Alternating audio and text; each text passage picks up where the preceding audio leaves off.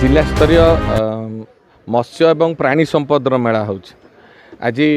पशुपालन विभाग एवं मत्स्य विभाग मिलित भाव आज जिला स्तरीय कार्यक्रम हो 8टी ब्लॉक रु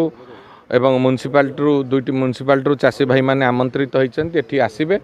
आम सरकारंकर जो लोकप्रिय योजना सब अच्छी कामधेनु योजना ठारू आरंभ करी आपणकर जो मत्स्य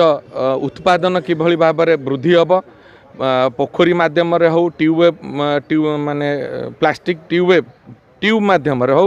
बा सीमेंट कुंड मध्यम केमती मत्स्य चाष हम लोक मैंने आत्मनिर्भर हेबे ए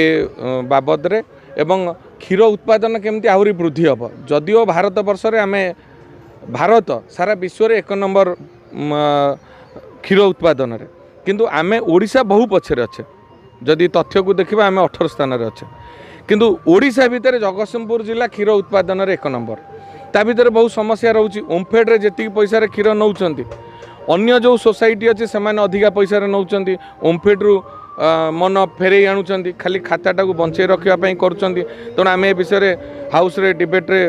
आमर बहु विधायक कथा उठेइथिले आमे मध्य उठेइथिलु तेणु किभली भाव में लोक मैंने आहरी उपकृत हेबे एवं आम सरकार उद्यम रही जे आगुरी जो गाई किणवाई सब्सिडी दि जाऊला से सब्सिडी पाई आकृष्ट होते किंतु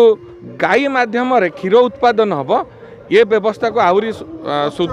सुदृढ़ीकरण कर सरकार एवं अन्य राज्य मन करंतु आमे जगतसिंहपुर लोक बालेश्वर गाई आणुले ओडिशा रे से 10 को 10 रोते किंतु अन्य राज्य आनिले 10 1 11 हम ये हूँ गोटे महान योजना राज्य सरकार देखो प्राणी मत्स्य संपद मेला जरिया ग्रामांचल लोक मैंने किभली भाव में अधिक पशुपालन करेंगे गाई चाष करेंगे छेली चाष करेंगे घुषुड़ी चाष करेंगे एवं ता द्वारा लाभार्थी हेबे एवं जो लोक मैंने माछ चाष करें चिंगुड़ी चाष करें कंकड़ा चाष करें से ये जो प्राणी मत्स्य संपद मेलार प्रकृत उद्देश्य होची लोक मान को सचेतन करवा सरकार लोक मान पाखक जीव एवं लोक मैंने या द्वारा उत्साहित होगी अधिक परिमाण रे यार लाभ नेबे सेथिपाई सरकार विभिन्न योजना रे वर्तमान सब्सिडी आधार रे तांको ऋण जोगै देवार व्यवस्था अच्छी जोठी महिलाटे अच्छी किंबा शिड्यूल ट्राइब लोकटे अच्छी 50 रु 60 भाग पर्यंत सब्सिडी व्यवस्था तांको पई अच्छी अनेक लोक आज सफल चाषी रे परिणत होइचंती तेणु सही दृष्टिकोण आम देशर प्रधानमंत्री मुख्य उद्देश्य होची किभली भाव में ये देश को विकसित करिबा ये देश को विकसित करिया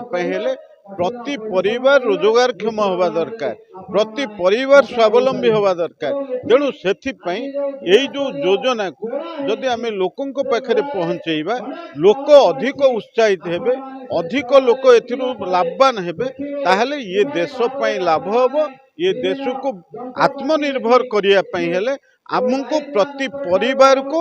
आत्मनिर्भर रे परिणत करिया को हबो सेथिपाई प्रति परिवार रोजगार बा तांको स्वावलंबी करिया पई ये प्राणी और मत्स्य संपद मेलार प्रकृत उद्देश्य।